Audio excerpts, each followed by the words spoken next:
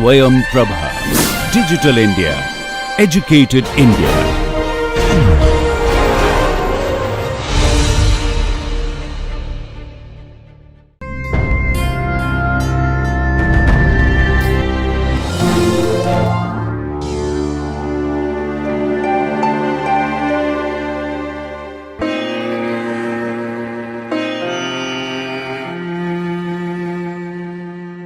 Today I will be talking about head and neck paragangliomas. Paraganglia are organs made up of neuroendocrine cells, which are derived from the neural crest. They can be classified as sympathetic and parasympathetic. They have a capacity to synthesize and secrete catecholamines and indolamines, which are stored within neurosecretory granules along with a variety of proteins such as chromogranin A, chromogranin B and secretogranin. Sympathetic paraganglioma are those associated with the peripheral sympathetic nervous system. They lie in a paraaxial region of the trunk close to the sympathetic chains in paravertebral or prevertebral region in the pelvic and the retroperitoneal connective tissue. The adrenal medulla and the organ of Zucker-Kandel, which lie at the origin of the inferior mesenteric artery, are the only ones which are visible to the naked eye, while the others are smaller in size, usually less than 1 millimeter. They secrete catecholamines in response to sympathetic neural stimulation, and this is why they are positive with the chromaffin reaction. The main catecholamine which is produced by the adrenal medulla is epinephrine. Norepinephrine predominates in the extraadrenal sympathetic paraganglia. The parasympathetic paraganglia lie in the head and neck region close to vascular structures near the branches of the glossopharyngeal and the vagus nerves. In the region of the carotid body, the aorticopulmonary region, the intravagal and the jugulotympanic paraganglia have a chemoreceptor role and they respond to changes in oxygen pressure. This is why carotid body paraganglioma is more common in people living at high altitudes. Although they are innervated, they are not as densely innervated as sympathetic paraganglia. Parasympathetic paraganglia produce very little epinephrine but may contain high levels of dopamine, and this is why the chromaffin reaction is negative.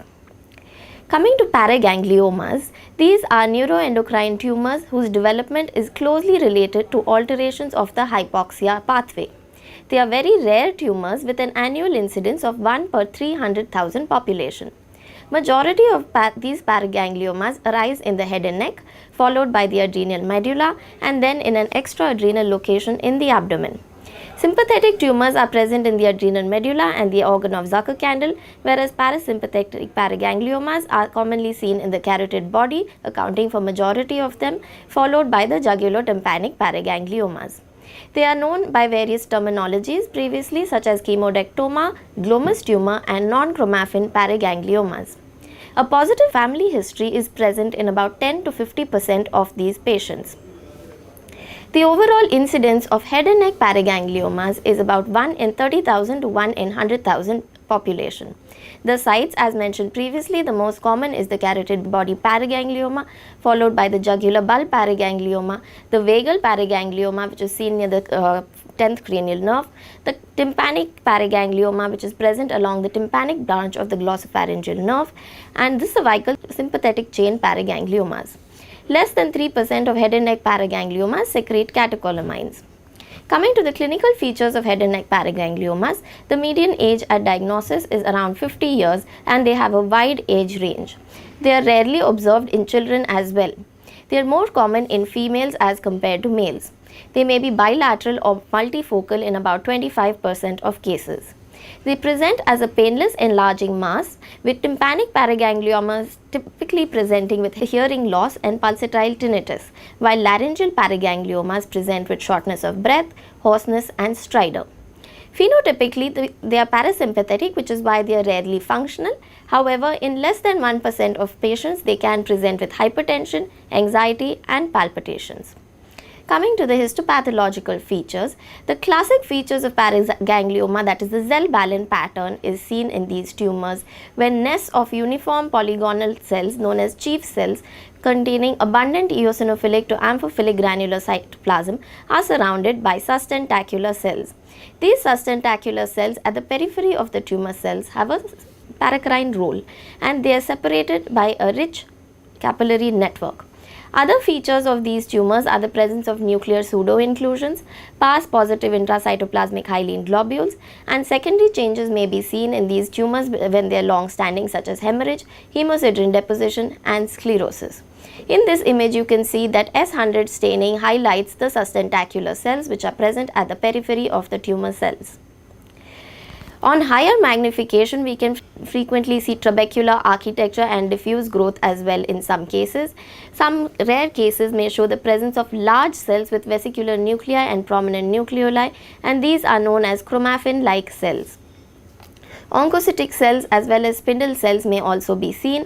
A rare type of paraganglioma is the small cell paraganglioma, where the tumor cells are very small in size. Also, extensive sclerosis may be present as seen in this image, so that these cells resemble an invasive neoplasm. Richly vascularized paragangliomas, also known as angioma-like paragangliomas, due to their rich vascularity, can be mistaken for hemangiomas and similar tumors. Some paragangliomas show predominance of clear cells, and these may resemble metastasis from a renal cell carcinoma. Other changes that may be seen include presence of pigment within the tumor cells, which is neuromelanin or lipofuscin, and this would lead to the tumor mimicking a melanoma. So these differential diagnoses need to be kept in mind. On occasion, the tumors may have an irregular interface with the surrounding soft tissue or bone. Here you can see that the tumor cells are going within the bony trabeculae, or they might show the presence, and here you can see that they are present surrounding a nerve twig. The background may also show inflammatory changes. Tumor cells may be embolized within vessels, and necrosis may also be present. However, these are not features of malignancy. Here you can see that there is quite significant nuclear pleomorphism with hyperchromasia and enlarged nuclei, but this also is not a feature of malignancy in paragangliomas.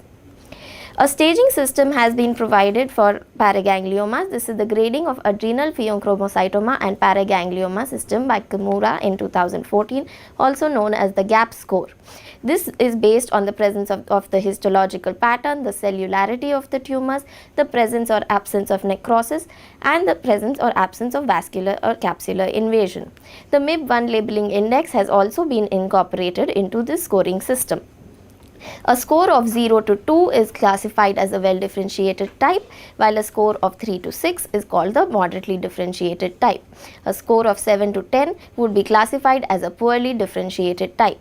And when you see the outcome of these three types, you can see that the well differentiated type of paraganglioma has a very good outcome as compared to the moderately differentiated, and the poorly differentiated has the worst outcome. Coming to the differential diagnosis of head and neck paragangliomas, it primarily depends on the location of the tumor.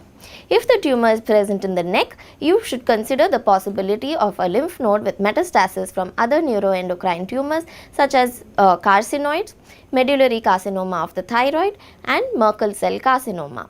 Hyalinizing trabecular tumors are also seen in the lower neck as they arise from the thyroid, and these tumors are cytokeratin positive, unlike paragangliomas of the head and neck. Soft tissue tumors like glomangioma would enter the differential diagnosis of very vascular appearing paragangliomas. However, these are characterized by the presence of a pericellular reticulin network, which is not seen in paragangliomas. Paragangliomas, on the other hand, show a reticulin framework surrounding the nests of tumor cells. In the middle ear, the differential diagnosis of a paraganglioma would be a meningioma or a hemangioma, or a middle ear adenoma, depending on the morphology of the tumor. Coming to the larynx, the possibility of a neuroendocrine tumor needs to be excluded, as atypical carcinoids are more frequent in the larynx as compared to paragangliomas. To confirm the differential diagnosis, we can use an immunohistochemical panel with chromogranin, synaptophysin, which are neuroendocrine markers, and would be positive in all of these tumors. However, S100 would show positivity in the sustentacular cells in a paraganglioma and would not be seen in a neuroendocrine tumor or in medullary carcinoma of thyroid. EMA positivity may occasionally be present in neuroendocrine tumors as well as in medullary carcinoma, but is not seen in paragangliomas. Similarly, pancytokeratin may rarely be seen in paragangliomas. However, neuroendocrine tumors as well as medullary carcinoma of thyroid are always positive for cytokeratin. Calcitonin and CEA are two markers which would be positive in medullary carcinoma of thyroid but are not expressed by paragangliomas. Next, we come to the familial paraganglioma syndromes. These tumors have been found to have the highest degree of heritability among human neoplasms, and at least 40% of paragangliomas are hereditary. At least 19 susceptibility genes have been identified, and a number of syndromes are seen, with the most common being the familial paraganglioma pheochromocytoma syndrome, also known as the Carney-Stratakis syndrome. Paragangliomas are also seen in multiple endocrine neoplasia or MEN syndrome in the types 2A and 2B. They are also seen in von Hippel-Lindau or VHL syndrome and neurofibromatosis type 1. Other rarer genes have also been identified and to a susceptibility to developing these tumors. Most of these have an autosomal dominant mode of inheritance, except for the RET gene and the HIF2 alpha genes, in which these are gain of function mutations. And a parent of origin effect is seen in some of these syndromes, where the transmission can occur from either parent, and the affected child develops paraganglioma only if the mutated gene was received from the father. This is known as paternal transmission. And this results in generation skipping, which is very important in taking the family history of these patients. And this is seen in paraganglioma 1 syndrome and paraganglioma 2 syndrome. A genotypic and phenotypic correlation has been identified in the paraganglioma syndromes, and they have identified two clusters, which with the first being the pseudo-hypoxia pathway and the second being related to the kinase signaling pathways. And the cluster 1 includes genes with tumors with SDHB, SDHD, VHL mutations and sporadic noradrenergic paragangliomas, whereas cluster 2 includes RET, NF1 altered and sporadic adrenergic paragangliomas. And there is a difference in the clinical presentation as well as histopathology, with the dopamine and mixed dopamine producing tumors of cluster 1 showing an image of phenotype being present in extra-adrenal locations, presenting at an early age and showing a malignant tendency, and these usually have SDH mutations. The norepinephrine producing tumors have an immature secretory phenotype. They are seen in adrenal as well as extra-adrenal locations. These again present at an early age and they are occasionally malignant, and they usually show the presence of VHL mutations. Cluster 2 tumors are those which produce epinephrine, and these have a mature secretory phenotype. They are present in adrenal locations and present at a later age, and these are rarely malignant. These tumors show the presence of RET and NF1 mutations. Coming to the SDH genes, which are the most commonly altered genes in these patients, most cases of head and neck paraganglioma result from mutations in 5 genes belonging to the SDH complex. The most common of these is the SDHD gene, accounting for 80% of all mutations in these, followed by SDHB, SDHAF2 and SDHA and SDHC being relatively uncommon. These genes encode for the heterodimeric SDH complex, which is a component of the mitochondrial respiratory chain complex 2 and the Krebs cycle. They are paraganglioma syndromes 1 to 5 for each of these genes, and a 3P association or 3P syndrome is described, where you have paragangliomas, pheochromocytomas and pituitary adenomas. Carney-Stratakis syndrome, as I mentioned earlier, is a paraganglioma which is present along with a gastrointestinal stromal tumor or GIST. This syndrome has autosomal dominant inheritance with incomplete penetrance, and they have SDHD, SDHC or SDHB mutations. Carney triad is different from Carney-Stratakis syndrome, and in this triad we get pheochromocytomas, paragangliomas, GIST and pulmonary chondromas, which are mostly seen in females. In this syndrome, SDHC gene is deleted or shows aberrant DNA hypermethylation.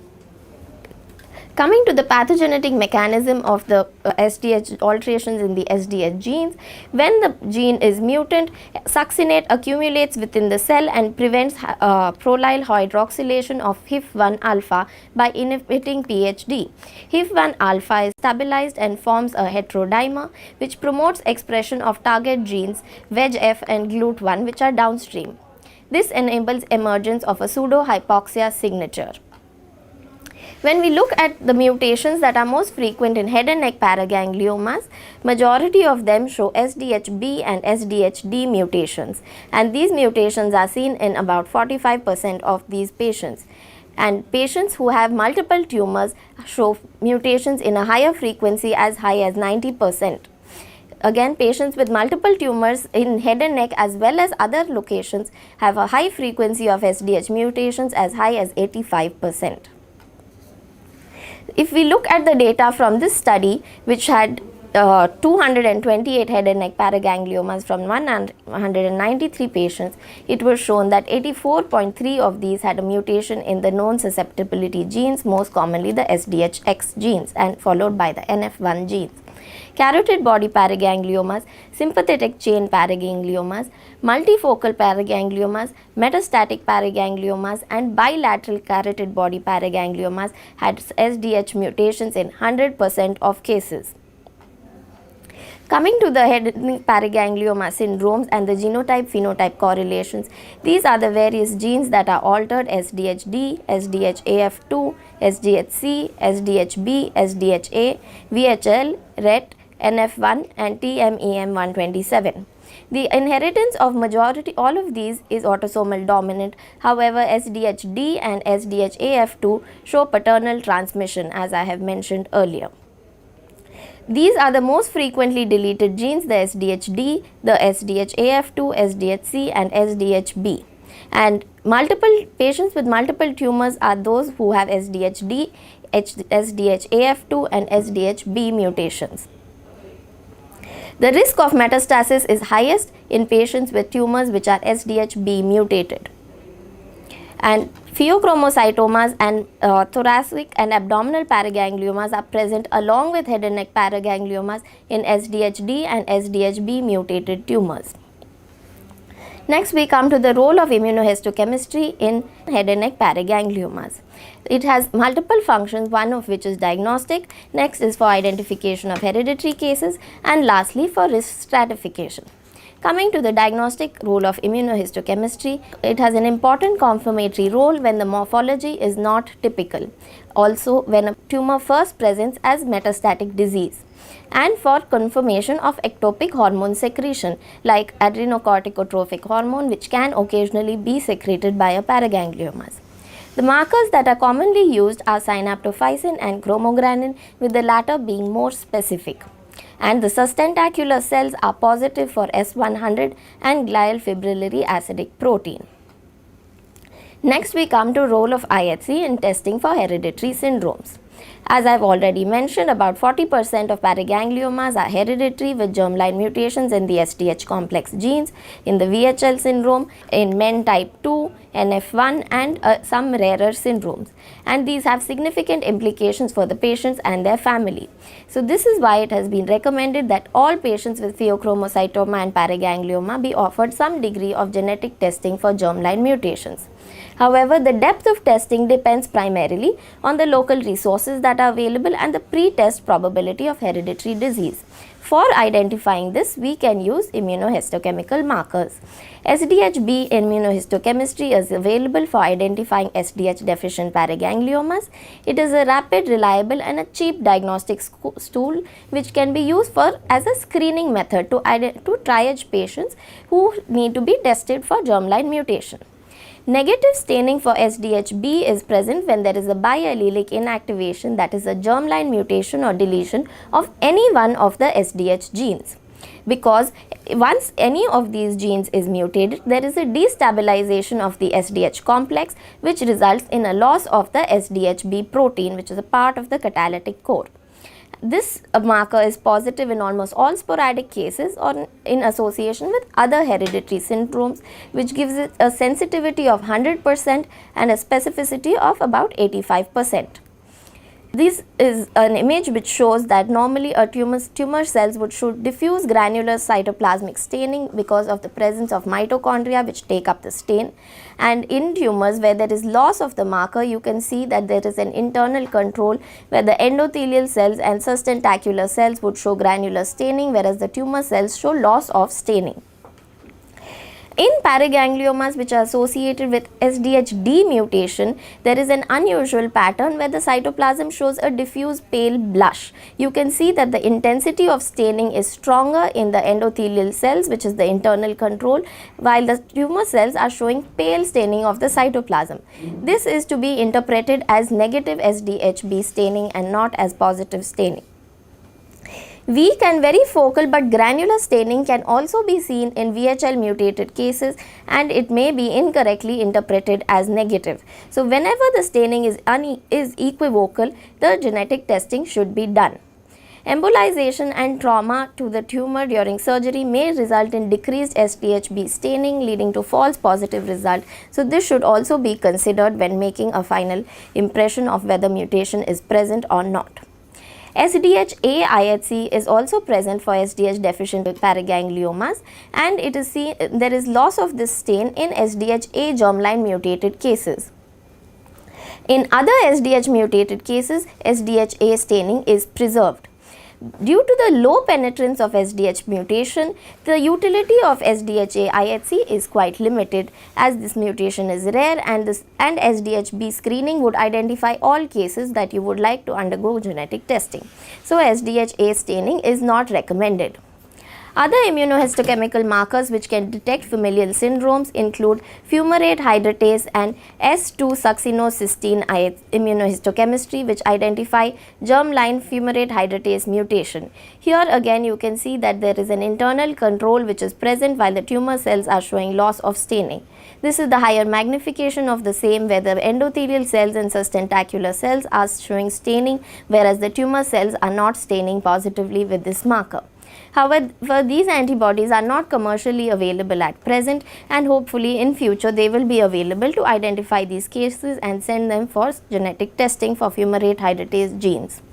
Another mutation that is seen in familial paragangliomas is germline mutations in the MYC-associated factor gene or MAX gene, which is seen in 1% of paraganglioma which are familial. And this gene encodes for a protein known as the MAX protein, which is a transcription factor which regulates cell proliferation, differentiation and apoptosis. Paragangliomas not associated with MAX mutation can also show loss of MAX expression, which is why the role of this immunohistochemical marker is still to be validated. H3F3A mutations may also be seen in multiple paragangliomas and giant cell tumor of bone syndrome. However, this immunohistochemical marker still remains to be validated for paragangliomas.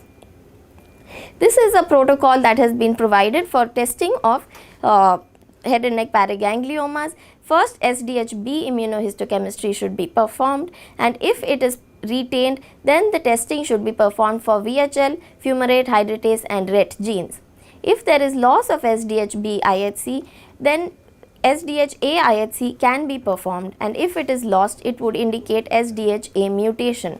If SDHB is negative and SDHA is positive, it could be a mutation of any one of the other SDH genes. Coming to immunohistochemistry for risk stratification, all paragangliomas do have some metastatic potential. However, at present there is no means to identify those paragangliomas which will behave aggressively using standard histopathological techniques. This is because these tumors are quite rare. They occur in sites where basement membrane penetration cannot be assessed, which is the hallmark of malignancy in epithelial tumors.